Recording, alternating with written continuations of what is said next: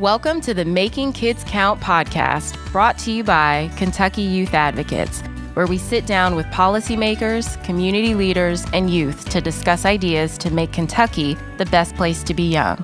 Hi there, this is Shannon Moody, Chief Policy and Strategy Officer at Kentucky Youth Advocates. Thanks for tuning in to the Making Kids Count podcast. Today, I'm joined by some key partners and experts in addressing adverse childhood experiences and resilience building in our communities in the Commonwealth.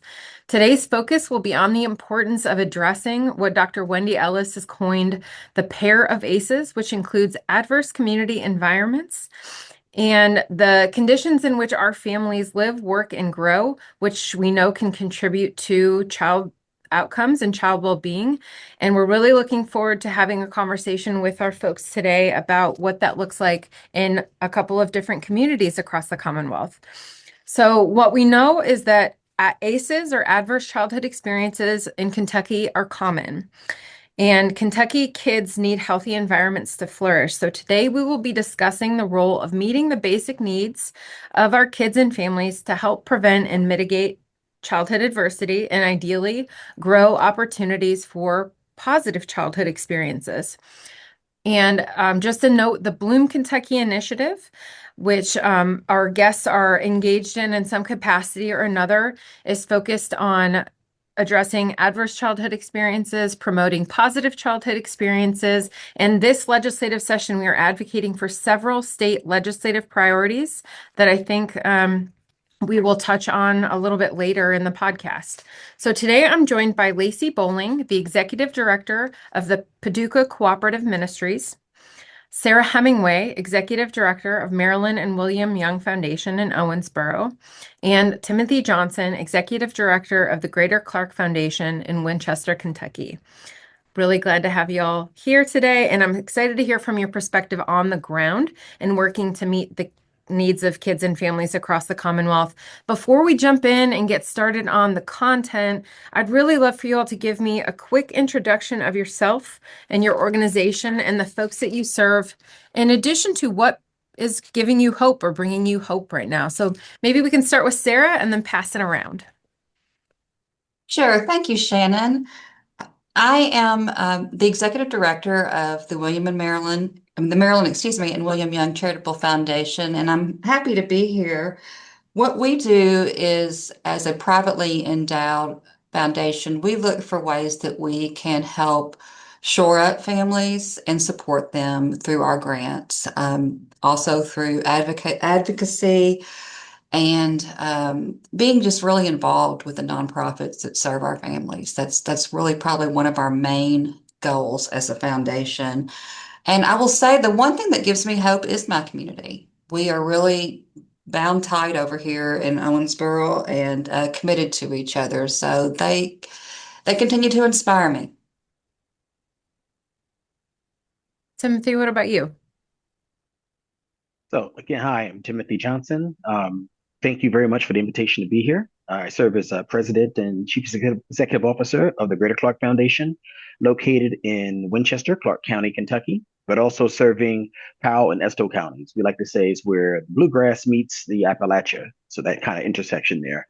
I've been on board for a little over 5 months and excited about being here today to have this conversation, but also what brings me hope these days is really just the abundance of capacity that I've seen in our community as I've gone around and introduced myself, meeting folks, everyday citizens, elected officials, and everyone in between, just asking, how can we execute our mission, which is really addressing the social determinants of health, all the non-medical things that go into helping a family or an individual thrive, education, transportation, good paying job. And we also include civic engagement in that, really helping to change mindsets. And everyone seems to be excited about that and really wanting to be engaged with our foundation. And I'm excited to sort of help bring some different energy as we continue on to I think we're at 15, going on 16 years. So we're still kind of young in the foundation game, but really hoping to help bring this next chapter in an exciting way to our community. Abundance of capacity is just a beautiful way to say that too. That's really awesome. Lacy, what about you? Hey, my name is Lacy Boling. I'm the executive director at Paducah Cooperative Ministry. We've been here for over 50 years in Paducah, Western Kentucky. We serve McCracken County primarily. We serve the homeless and the hungry. 800 families are served out of our food pantry. We serve sets of groceries, and that's each month.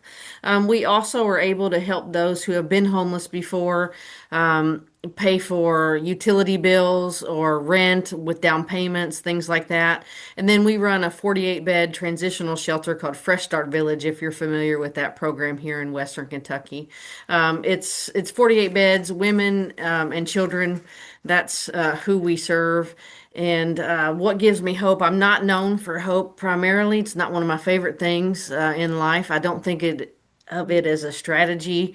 I'm more into action. But what has given me hope most recently with the fallout of the SNAP benefits and things like that is how folks came together to fill that gap when SNAP was wavering. But again, I am a deacon at my church locally, so don't get me caught up talking about how hope is a problem for me. But I am inspired by the fact that folks came together to fill that gap, and I hope that we realize that that's something that we have to do all the time to make sure folks are taken care of. So, um, anyway.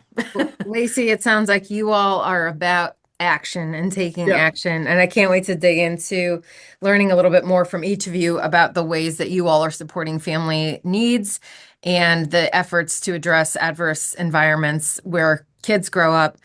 Timothy, I know Greater Clark Foundation prides itself on creating physical spaces and places that influence how people come together and connect in support of well-being. I think you all call it built environment. Could you speak to how the conditions that surround us impact family and child well-being and what you all are doing at the Clark Foundation in Clark County and the surrounding counties to better your local environment? What does that look like in action? Absolutely. Well, thank you for that question, Shannon. One of the things that we've learned over time is that families don't experience these challenges in isolation. What's happening at home is also shaped by what's happening around them, on their block, in their neighborhood, and all throughout their communities. So when communities lack safe places to get together, to gather, whether it's stable housing, green spaces, or having other such strong social connections, that stress builds up. People begin to feel isolated.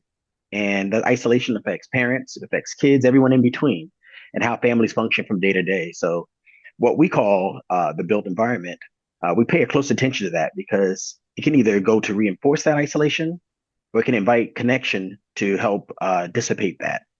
So, here in Clark County, spaces like Legacy Grove Park, we don't see them as just kind of nice to have amenities. We see them as essential infrastructure for belonging. They're places where different families can come together to breathe, where young people can be creative and really get to know different aspects of the community that they may not otherwise have relationship with, and really serve as that focal point for people getting to know each other and building those authentic relationships. During our creation of Legacy Grove Park, we put together a youth design team because we feel it's important that young people are involved and have a very important voice in places that are built for them, not just someone giving them what we think they need or they want. So ultimately, when we feel like families have safe, beautiful, accessible places to get together, it reduces that social isolation we talked about. Strengthens relationships, and those relationships are really foundational to the work that nonprofits and government and others need to do in the community in order to help build and really reinforce that well-being. But at the same time, we know that having beautiful places and beautiful spaces like Legacy Grove isn't enough. That's why we partner with organizations who are working on important issues like food access, education, housing stability, other kinds of family supports, health and human services, because all those pieces work together in lockstep to help make families stable and whole. We're intentional about shaping the environments around families in the ways that support kids, support parents, support long-term success. Because ultimately, we believe that when the environment is healthy, families are healthier. And when families are healthier, the whole community benefits from that and reaps some of that abundance capacity that I mentioned earlier. Speaking of feeling inspired, I'm feeling very inspired by the mention of the youth design team. That sounds incredible, and you all are very intentional about the ways that you are getting feedback from individuals and engaging individuals and creating that stability in your community, which is fantastic to hear. I agree. I agree, Timothy. That's really smart to listen to the youth before you build something for them. Thank you, Sarah. Yeah, love that. Sara, talk a little bit about the Young Foundation and how you all are prioritizing funding for services for families and youth. What does that look like for you all? Well, as Timothy said, it involves quite a few things, quite a few systems, but I know, and my board knows, that we cannot go into somebody's home and say, this is what needs to happen, what you need, or what you're lacking to make your family stronger. We do know that we can provide them with the tools to do that on their own. And so we focus on shoring up activities for children, whether it's the Boys and Girls Club, Girls Inc., the YMCA. We actively support those annually, but we also look at big community projects that can ease the stress for families, and that's what we know we can do. I'm a mother, a young mother, many years ago, and I know it's stressful, and I had resources, so I can't imagine what it's like, to not know where your next meal is coming. And so we have banded as a community and are building a food warehouse. We are quasi-rural in the fact that we don't have a large food warehouse to supply our regional food banks, and so we feel as though that if we have refrigeration and freezer space, we can amass and gather more food to distribute individually out into the community. And so that is a project that we have been working on for a couple years and committed a large gift to it just last week. So that's just one thing that we're doing. The other thing that has been a source of stress for our parents in the last couple of years is lack of childcare. One of our nonprofit church-run childcares that had been around at least 30 years closed suddenly last year, and it left a lot of families without childcare. And so our Family Y has been actively soliciting funds from the federal government to build a new childcare facility, and that is now happening. And they're training the potential workers, not just for their facility, but for other facilities as well. And so that's going to fill a significant gap and hopefully, again, reduce the stress for families. That's our goal. Yeah. It sounds like your all's focus is really stabilizing and creating opportunities for stability for kids, for their families. Lacy, I know that the work you all do in Paducah is about family stability as well. Can you talk a little bit about the services that you'll provide at Paducah Cooperative Ministry and why they're important? Yeah, I think the biggest thing that we're focused on is housing. That takes precedence. We know the first stop is always going to be food, right? So that's kind of the biggest indicator of a family that's entering that instability phase, and that's first. But our biggest priority is shelter. Currently, McCracken County is 3,805 units short as far as housing goes. It's a statewide issue. It impacts every single county in Kentucky. We receive 120 calls a month for shelter. We have a 48-bed spot. It's not enough. And so currently we're in the process of a capital campaign where we're going to build 48 additional beds for an emergency night by night shelter. But both of our school districts have excess of 200 students who don't have stable shelter. And so if we're talking about ACE, is it ACE indicators, right? We're talking about ACE scores for students. The fundamental part of this is a safe, stable place to stay. And so that's kind of in 2025, we changed our structure to focus less on utility bills and things like that, and to focus most on homeless issues and housing. And that's why we're really passionate about a lot of the legislative issues that are going through Kentucky this year, and a lot of the same ones that KYA are excited about too, because 52% of our folks that were in Fresh Start Village this year, it was their first time homeless. So this is not, I don't know, this is not chronic homeless. This is situational housing issues. And so this is something that we feel like we can prevent. And 50% of them had a history of eviction. And so we feel like focusing on housing, housing insecurity, and I don't know. We just feel like that's where we're called to go, and that's where we're really trying to make an impact. So Fresh Start Village focuses a lot on getting tutoring into the hands of our students, of course, working closely with school systems. Our McKinney-Vento liaisons are really important to us, and if you're not working with those, we really need to be making sure we're doing that. But these kids are the most important things. To our communities, and how do we make sure that they're safe? And right now a lot of them are not, because they don't have a safe place to go. Yeah, absolutely. Kids are the future of the Commonwealth, I've heard and that. Yeah. yeah, yeah. And Lacy, you mentioned that Bloom Kentucky and Kentucky Youth Advocates, we have several policy priorities that we're working on this legislative session, which is a reminder for folks, is also a budget session. Yeah. There's a housing task force that You know. identified, potential housing priorities that need to be passed, hopefully this session or in Mhm. the upcoming sessions. Bloom Kentucky in particular are looking at some really common sense, common ground changes to items like the eviction process to Yes. promote stable housing. House Bill 338 from Mhm. Representative Susan Witten is one that we are hoping to see start to move. It's Mhm. been assigned to Judiciary Committee. We've got time left in the process, but we'd love for that to start moving along.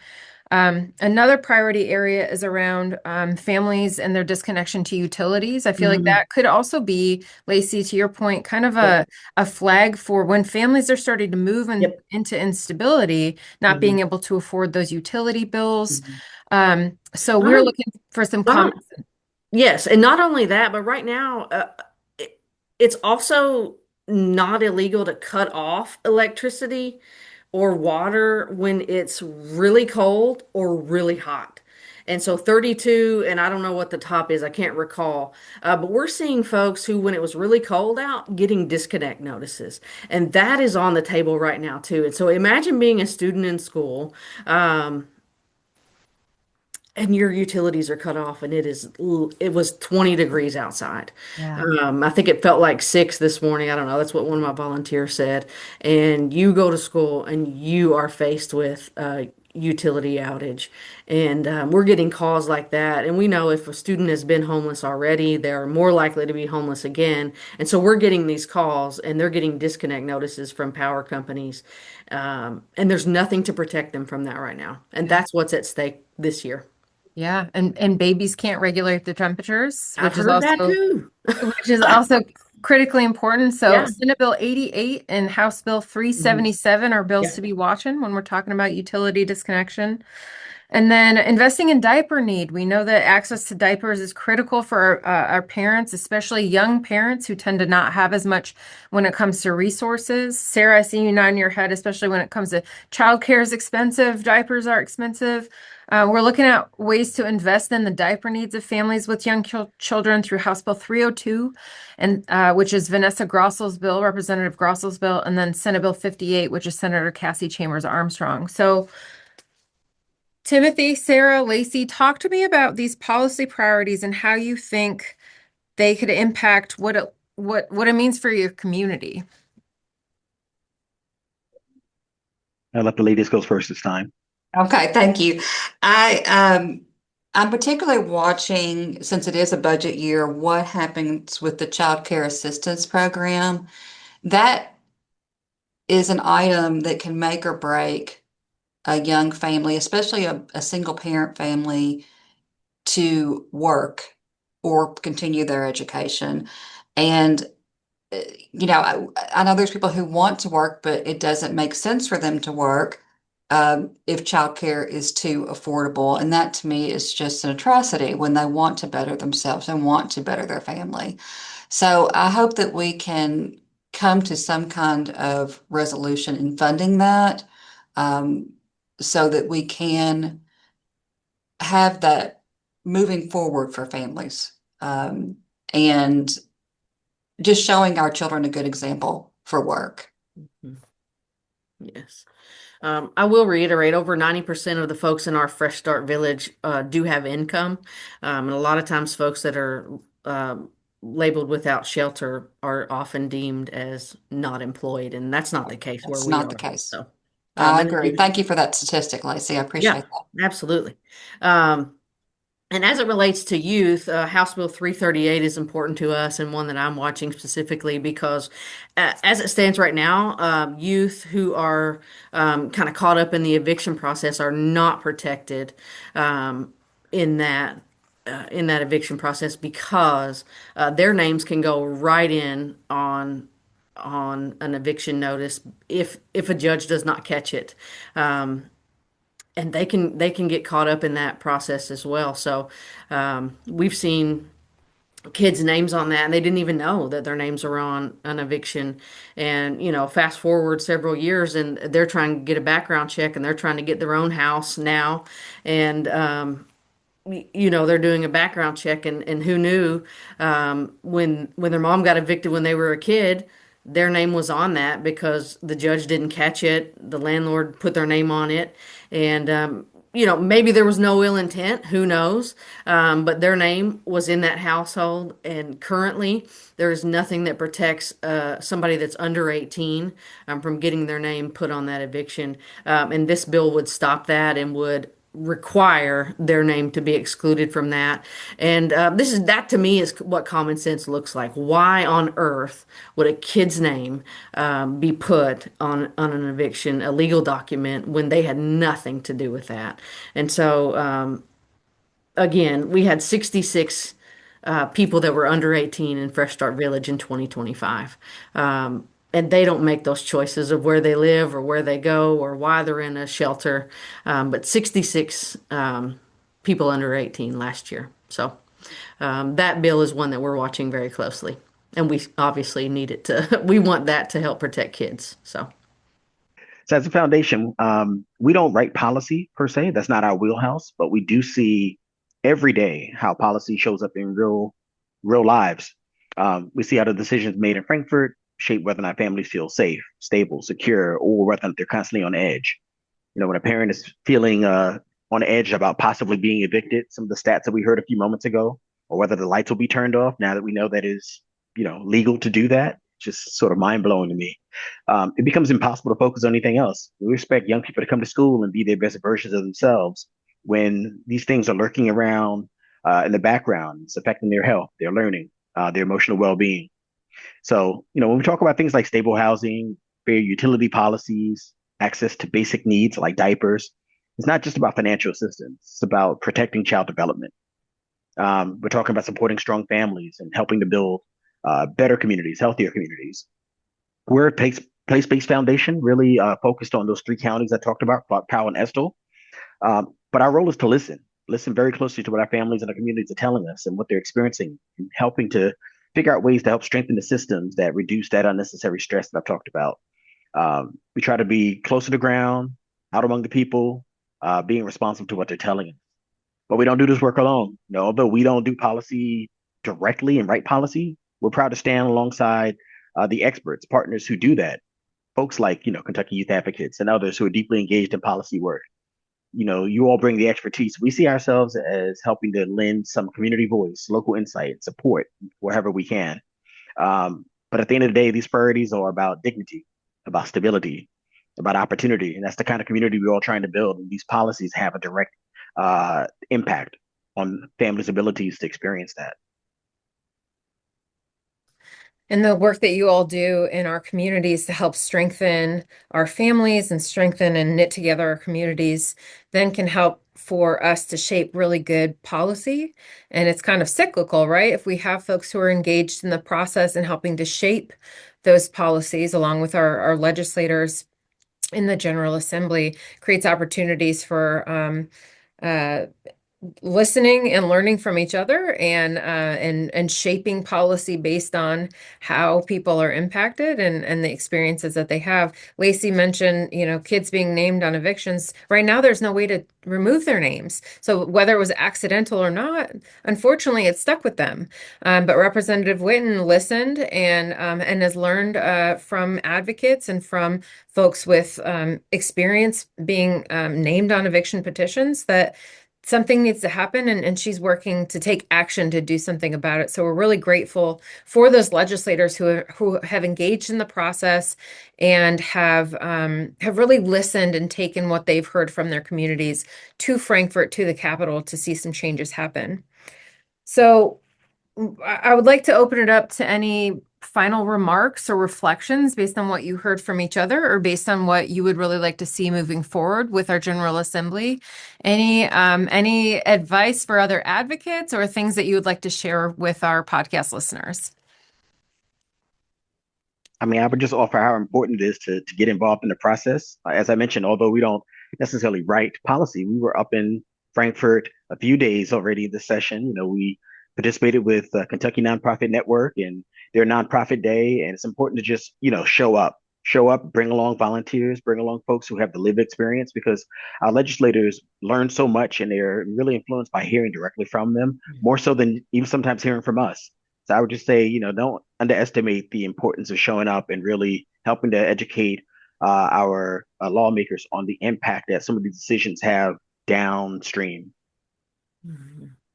Agreed, Timothy. I would recommend that people uh, go to the website of Kentucky Youth Advocates and see the bills that we're following, and some of them will shock you. You're like, that is common sense. Why is that not happening? So continue to tell the stories. If you see your legislator, remind them. As Lacy said, so many of the people that are on assistance are employed. Um, that is a true statistic. So I think that our voices just need to be heard, and in a polite way. Please, but keep reminding and keep advocating.